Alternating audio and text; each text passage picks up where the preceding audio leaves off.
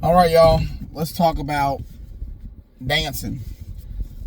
Now, in BMT, this is a concept that's not normally done, and people wonder why their flight is so mediocre. So, if you ever see professional dancers on television and you see the choreography, everybody moves together very precisely with attention to detail. So, the only difference between drill and dancing is that you don't have music, except for your heel beat. So I would like to show you how I start to get my flight dancing where they look amazing, where people just go, wow, your flight looks so good. Can I use your flight for control? All right, so it all starts with flanking movements. So I'll flank them. I'll stop them. I'll show them what they need to do. I'll take people that can't stay in beat out so they can see how the rest of the flight moves, so that they get an understanding of how they need to execute the drill movements. So I'll start flanking them. So for chow, it's like lots of left flanks and right flanks, left flanks and right flanks, left flanks and right flanks, the whole entire time. And then I'll start doing to the rears. And if I'm under an RHT, I'll be on one of the pads, and then I'll be like left flank harch to the rear, harch to the rear, harch, right flank harch to the rear, harch, right flank harch to the rear, harch, and just keep going back and forth so they understand the differences between right flank and to the rear. Just because it's called on the right foot doesn't mean we're going to go to the rear every single time or flank every single time.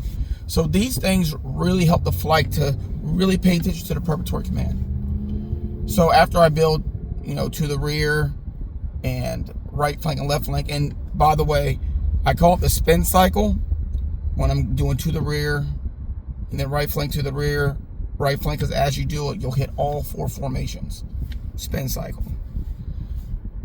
And then after a while, I'll tell them how to be a little bit more precise on their pinning their hands to their sides. It's a spin arm swing, but I like to make beats. Pin that hand, I want to hear it. Onto the rear, making sure they take those little steps in between the pivot. Just make it a little bit more precise. And then I start playing knockout. And then if I go over bridges, over airman walkways, I'll hit flanks all the way up the bridge. So I'm on the right side, left flank, right flank, right flank, left flank, left flank, right flank, right flank, left flank, all the way up and down the bridge. I call it Boogie Bridge because we dancing. We gotta get our boogie on. And then as the columns come up, well, actually, let's talk about other drill movements really fast. I teach close and extend while marching really fast because it's part of Boogie Bridge. So I'll close them, left flank them, right, left flank them, and then I'll extend them back open. So, and then I always do this, like close, harch, pivot, 1, 3, 5. And I tell them, hey, third element, you always take one step and pivot. One step and pivot on my number. So I say 1, third element, you better be pivoting. Second element, on 3, you better be pivoting. First element, on 5, you better be pivoting. So extend, harch, pivot, 1, 3, and 5. Forward, harch, close, harch, pivot, 1, 3, 5. Forward, harch, extend, all the way at the bridge, no matter where I go. And then I'll add eyes right to it too. And I always give a warning. Get ready, God on bear. That's his warning. And this is how I start getting my flight. So I don't just say forward march, flight halt when I'm transiting to an appointment. We boogie. Now, do I do Jodies? Yes. But that's after they know how to get their boogie on. When I teach change step, I'll apply change step all the way to an appointment so that it can be silent. I want it to be silent like a ninja. So I teach them that don't put your feet together when you do a change step. It says alongside, it doesn't say touching or grounded. So what I've noticed is that when the ball to the right is alongside the heel to the left, but they're about like 4 inches apart, they're less likely to jump and to pop up. So that's what I do. So for change step, I'll say change step, arch, and then I'll count the 3. Change step, arch, 1, 2, 3. Change step, arch, 1, 2, 3. Change step, arch, and I'll just go all the way down until it's silent. And I tell them about pinning their hands. I tell them about their proximate, feet location, all that stuff, so it can sound really good on control. Because if you do to the rear on control and it's really silent and in one count, it looks amazing, because people do it wrong. Because people don't know how to really dial in to teach them how to do it. A lot of MTIs will teach change step once and they'll never apply it again, ever. So just keep that in mind. So everywhere you go, you boogie. I don't care if you're in an RGT, I boogie all the way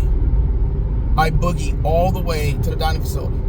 So one of the things that I teach in early winter training is counter march.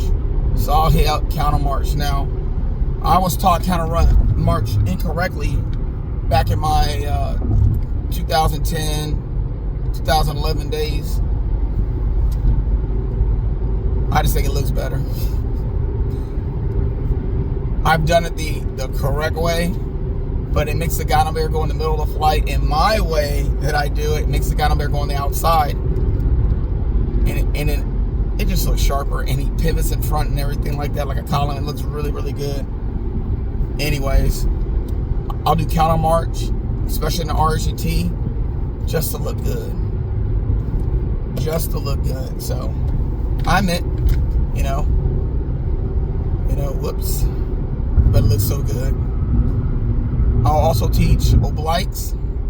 So an oblique or whatever is a Marine drill movement that instead of flanking, like left flank, right flank, 90 degrees, you're flanking 45, and there is no dress, but you have your cover with the person that's diagonal to you. So if you tell everybody to turn 45 degrees to the left or to the right, they'll be able to see their new cover. And the whole secret is on obliques or obliques, make sure they pivot very, very slightly. They pivot very slightly. Now, I think in the Marine drill manual it says once you say forward march, they'll pivot back to where they have their dress cover interval and distance. Me, I ought to say left oblique, arch, left oblique, arch like a right flank, and that's how I usually do it. I'll usually do that at the very end just to get a boogie on, because they start having a lot of pride in what they do. So I might be making that up, but whatever. It's fun for the flight. And remember, drill is a sign of the discipline that's inside of you. So don't forget that. And then finally, when I teach columns, I don't teach it with the flight. I teach it with just the element leaders and the guide on bear, and the alternate guide on bear, and the A-flight guide. So they all have 3 guide on bears, and at any time I can swap them out.